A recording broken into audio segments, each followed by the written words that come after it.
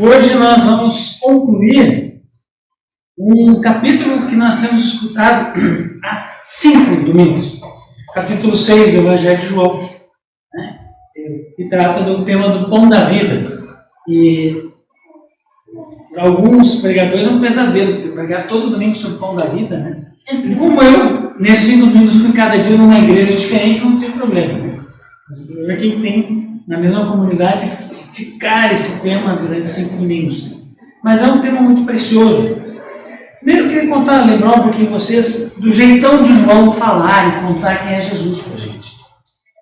Nós temos nas nossas Bíblias, né, na tradição do Novo Testamento, 4 versões do Evangelho.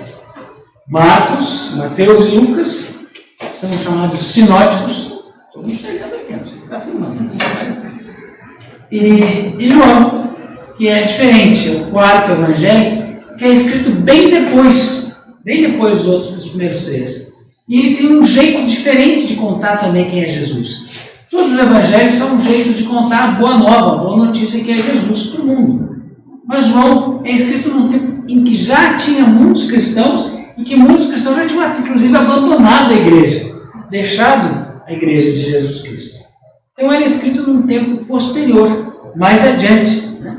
Mateus, Marcos e Lucas são escritos assim até o ano 80, mais ou menos, do primeiro século, né? Talvez 85. Mas João é depois da virada do século.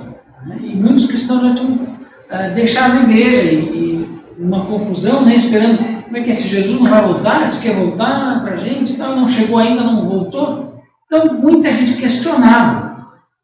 E tinha a perseguição do Império Romano, então não era muito fácil nesse período ser cristão. Os judeus já tinham descoberto, os romanos já tinham descoberto que cristãos e judeus não eram a mesma coisa, né? Então davam uma certa tranquilidade para os judeus e perseguiam os cristãos, e não era muito fácil viver o evangelho nesse tempo aí. E João tem algumas características diferentes de Mateus, Marcos e Lucas. João nunca usa a palavra milagre. No evangelho de João não tem milagre, só tem sinais. Sinais que são coisas que apontam para uma coisa maior do que o próprio evento, daquela coisa que está acontecendo. João, ele gosta de usar uma linguagem, né, meio diferente, né, e mostra Jesus como um mestre do Oriente, que senta e explica, dá longas explicações aos seus discípulos, né, as coisas são assim, assado, vão acontecendo. E João é o único evangelho que usa uma expressão que está ao longo da Bíblia toda, mas João usa uma expressão interessante, que é eu sou. O Jesus que nos mostra João, que é apresentado no Evangelho de João, ele constantemente usa a expressão eu sou o bom pastor, eu sou o pão da vida, eu sou a porta das ovelhas, eu sou o caminho, a verdade e a vida, eu sou. E nas horas de dificuldade dos discípulos, ele diz, coragem, sou eu. Estou aqui. Você sabe onde é que está essa expressão, eu sou, na Bíblia? Lá naquela história de Moisés, pastoreando as ovelhas do sogro dele, e ele olhou e viu que tinha um arbusto pegando fogo, né? A sarça ardente, que a gente ouve falar na Bíblia, que pegava fogo, mas não se consumia. Estava aquele fogo permanente. Diz que nesse encontro de Deus com a sarça e com Moisés, rolou uma conversa. Né? Deus disse para Moisés, olha, pega primeiro, roça teu rosto em terra, que esse lugar aqui é santo. Né? Agora, tem uma missão para você, Moisés. Vai lá e tira o meu povo do Egito e leva para o deserto. Moisés, tudo bem, mas o que eu digo para o faraó? Né? Vou levar o povo para passear no deserto? Né? E vai perguntar, quem é que te mandou fazer isso? E Moisés meio assim, sem jeito, pergunta para Deus, quem é que eu digo que me mandou? Meio perguntando, como é que é o teu nome para eu dizer para o faraó lá? E Deus, né, do alto da sua grandeza, diz, eu sou quem sou. Não explicou nada. Né? Mas, para Moisés, tá bom, eu sou quem ele quer, quem sou. E essa expressão, eu sou, é a marca sempre de que Deus está presente, é o nome de Deus. E João num período de perseguição da igreja e de que as pessoas estavam em dúvida se é que Jesus vai voltar mesmo, é a conversa fiada. E João diz, olha, Jesus é Deus entre vocês. Ele é o eu sou que está com vocês. Esse é Jesus. É Deus encarnado, Deus revelado para que vocês conheçam Deus. Então é isso. Então João passa todo o Evangelho mostrando os sinais que Jesus faz para mostrar que ele é o Filho de Deus, a presença encarnada de Deus. E vocês vão lembrar, puxando pela memória um pouco, que nos 21 capítulos de João, lá no finalzinho, diz mais ou menos assim, muitos outros sinais Jesus fez nesse livro, mas não caberia tudo aqui, né? Todos os livros da terra eu não contei. Mas esses aqui que são registrados, são para que vocês creiam nele e tenham vida no seu nome. Então João quer mostrar quem é Jesus. Uma igreja que já está meio confusa, que já está sendo perseguida, que está em dúvida. Jesus está aí ou não? Voltou ou não? Vai voltar ou não? E aí, no capítulo 6, que é esse capítulo que a gente ouviu durante 5 domingos, né, pedacinhos dele, a gente ouviu a multiplicação dos pães, a gente ouviu a conversa de Jesus com o pessoal, né, do pão da vida, dá-nos sempre desse pão, aquela coisa toda que a gente escutou. E também essas últimas partes que são meio complicadas, né? Quem comer a minha carne, beber meu sangue, eu sou esse cara, é canibal, né? Aliás, esse foi uma das primeiras acusações dos cristãos de serem canibais, de comerem o corpo e o sangue do seu Deus. As coisas meio esquisitas, né? Hoje não faria muito sentido, mas naquela época chegou a preocupar as pessoas. Então, o Evangelho de João, ou o João que aparece, o Jesus que aparece em João, tem um jeito muito próprio. Ele não conta da ceia. Né? Esse nosso irmão não fala, esse é o meu corpo, esse é o meu sangue. Isso não tem João. Mas no capítulo 6, porque vocês lembram, né, que o que João conta da ceia não é a comilança, é o lava-pés. Jesus tomou a toalha. O João é cheio dos detalhes, né? Amarrou uma toalha na cintura, pegou uma bacia, pegou água. João é cheio dos detalhes. Eu tenho brincado nas paróquias também. Vocês devem lembrar da Janete Claire, que escrevia novela, né? Eu vi que o João devia ser a Janete Claire do Evangelho, né? Do Novo Testamento. Conta as histórias cheias de vai e volta, e era noite, saindo para um lado. João adora esses detalhezinhos, né? É um jeito muito peculiar de escrever. E o João vai nos contando, como ele não conta da ceia, lá quando só conta do lava-pés, no capítulo 6 tem tudo sobre se alimentar de Jesus como pão da vida. E por isso ele compara nessa experiência tão importante de Israel, que foi sair da escravidão do Egito e ir lá para a terra prometida, e no meio do caminho sentiram fome, e o salmo que nós lemos, né, o salmo 78 falava isso, e hoje o 34, que Deus não abandona os que creem nele, apoia, cuida, os olhos de Deus estão fixos, né, nos justos, diz o salmo 34 que a gente escutou. Então João insiste que Deus alimenta o seu povo. E no capítulo 6, ele vai de alimentar do começo até o final. Vai falar isso. E vai dizer para a gente, lá no começo, com a multiplicação dos pães, né, Jesus se compadece das pessoas e elas se alimentam, comem, se fortalecem. E ao longo desse tempo, a gente vai percebendo algumas coisas. Primeiro, Jesus atende à fome. A urgência que era matar a fome daquela gente. Então, reparte o pão, todo mundo fica alimentado. Sobrou, comeram tanto que sobrou. Então, como não tinha freezer naquela época, eles espalharam e repartiram mais ainda. Então, mais gente ainda comeu desse pão partilhado lá com Jesus. E a gente ouve em seguida que queriam pegar Jesus para fazer rei. Bom, se deu comida para a gente, esse é o cara, né? Vamos fazer nosso rei. E Jesus disse, não. Vocês estão me procurando só porque eu dei comida para vocês? Não, procurem algo maior. Um pão que não deixa com fome. E aí eles disseram, então o Senhor dá-nos sempre desse pão. Então, no Evangelho a gente vai vendo a urgência de matar a fome, depois o convite a se alimentar e permanecer em Jesus, né? Dar sempre do pão, e prolongar essa existência de comunhão, quando ele diz, olha, quem come desse pão viverá eternamente, não vai morrer. se alimenta do pão. Jesus não está falando do pãozinho, né? Do pãozinho francês que a gente compra na padaria, nem do pãozinho que a gente faz em casa, né? Mas desse alimento que é conhecer o amor de Deus e nele se nutrir, nele se alimentar. Isso dá sentido para a vida da gente, dá esperança para a vida da gente.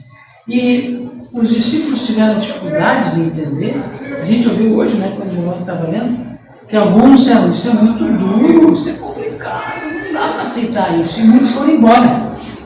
E Jesus, sim, ladinamente, ladina, é antiga, né?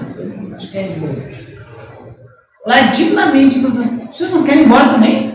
Vocês não estão cansados dessas histórias? Aí Pedro enche o peito.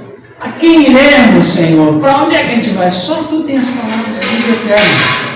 É a única vez que Pedro diz coisa boa no Evangelho de João. Em João, Pedro só faz besteira. Tropeça, entra antes, não quer clarear o pé, clarear a cabeça. João detona Pedro, né? Acho que tinha alguma coisinha ali, né? Entre os dois. Mas também por que isso? Porque no Evangelho de João, diferentemente de Marcos, Mateus e Lucas, que insistem no apostolado, João fala no discipulado, de ser aprendiz de Jesus, de ser amiguinho de Jesus, coladinho de Jesus. Não é à toa que no Evangelho de João é chamado discípulo amado, e na ceia está lá com a cabeça no peito de Jesus. Então, essa imagem está até meio infantil, né? No colinho de Jesus, não no colo, mas no peito, dá essa ideia de que o Evangelho de João nos convida a viver o amor de Deus com tanta intimidade que dá para ficar no colinho. De viver esse amor com intensidade, com intimidade, se nutrir disso. Né? Nós estávamos conversando tanto, o Anona está descansando, mas a gente falou tanto de gravidez e gestação, eu sempre digo, não cheguei a dizer completamente para a Andresa e para o Mateus, que a gente, quando tem filho, fica mais parecido com Deus. Porque a gente aprende a amar, às vezes, sem conhecer o rosto, sem saber do jeito da pessoa. A gente já ama aquela criaturinha que nem sai de dentro ainda, né? Então, esse amor de Deus por nós, pela humanidade, é tão grande que Deus nos ama desde a eternidade, desde a gente, antes de existir, Deus já nos ama. E a gente pode continuar, Ele nos nutre, né? Como a mãe vai nutrindo o filho, né? Sem saber, está sendo nutrido, alimentado, né? Está respirando daquele jeito lá, né? E quando a gente sai da barriga, tem que respirar. Tem que comer, tem que fazer coisas que a gente nunca fez antes. E não vem com manual de instruções, não tinha lá na barriga manual de instruções. E a gente tem que aprender. Mas ainda assim a gente continua sendo nutrido e alimentado. Ainda fisicamente pela mãe, né? Dela mesma e com as outras comidinhas lá pelas tantas, e com o amor das outras pessoas que nos cercam também. E o Evangelho de João insiste nisso, de que a comunidade do discípulo amado, até tem um livro sobre João que fala isso, que é a comunidade do discípulo amado, que o que marca os cristãos é o amor, é a reciprocidade do amor, se alimenta no amor de Deus e se alimenta no amor uns aos outros. A insistência de João é que a comunhão não é apenas um gesto, como lá no Evangelho de Mateus, de Marcos, Lucas, que você lá reparte o pão e você vê o corpo, que sim. João insiste, olha, o nosso alimento é Jesus. Não de uma forma assim, não. Das coisas que ele fez, das coisas que ele disse, daquilo que ele foi, isso nos alimenta como pessoas para sermos seguidores dele, para sermos discípulos dele, aprendizes. O discípulo é quem aprendiz, né? Quem aprende com Jesus. E João tem essa insistência de que o verdadeiro discípulo é aquele que se coloca à disposição de ouvir Jesus, de entender Jesus, de acolher Jesus. E por isso que as palavras de Jesus são duras às vezes, porque exige, olha, não fique esperando aquele pãozinho lá do maná, que aqui não tem mais. O pão agora é o pão daquele que desceu do céu para dar vida ao mundo. O Evangelho de João chega até a ser meio poético demais, né? Perto dos outros, né? Eu vim para que todos tenham vida e tenham plenamente. Eu vim para que tenham vida em abundância. E Jesus, usando essas palavras, gente, é Deus que está falando com a gente. Por isso que na igreja o Evangelho tem esse lugar tão importante, né? É a única leitura que a gente fala antes e depois, né? glória te seja dada e louvado seja. Agradece antes e depois que Jesus falou a palavra, né? O reverendo, a pessoa que proclamou o Evangelho. Porque é Jesus conosco, dizendo, falando do seu amor, mostrando a sua presença. E a gente vai lembrar, João insiste nisso, né? Que esse Evangelho é o último a ser escrito, a ser mostrado, porque, como você sabe, eu gosto de insistir nisso, que Jesus não é uma saudade. Ah, como era bom Jesus, que cara legal. Não! Jesus é uma presença viva na vida da igreja, na nossa vida. É que caminha conosco, a gente caminha porque Jesus está nos encaminhando para a vida, que nos alimenta, que nos cura, que nos restaura, que nos reorienta e orienta para a vida, que nos acompanha. Eu tenho dito e lembrado isso, as velhas orações da igreja, uma das, logo de 1950, foi batizado por ali, cá entre nós, né? Nossa. Então, tinha uma oração que dizia que a graça de Deus que nos precede, você vai antes da gente, vai lá na frente e nos acompanha. Sempre digo que é bom, nosso Deus é tão bom que vai na frente do nosso caminho e volta para caminhar com a gente, para ir de novo com a gente, caminhar nos mesmos passos que a gente, para que a gente confie nele e tenha a companhia dele em todas as situações. E a essência desses 5 domingos que a gente foi escutando sobre o pão da vida é justamente essa aqui. Jesus é aquele que se apresenta como o nosso companheiro, a nossa alimentação, a nossa segurança, a nossa proteção, o nosso farol, enfim, que está conosco sempre.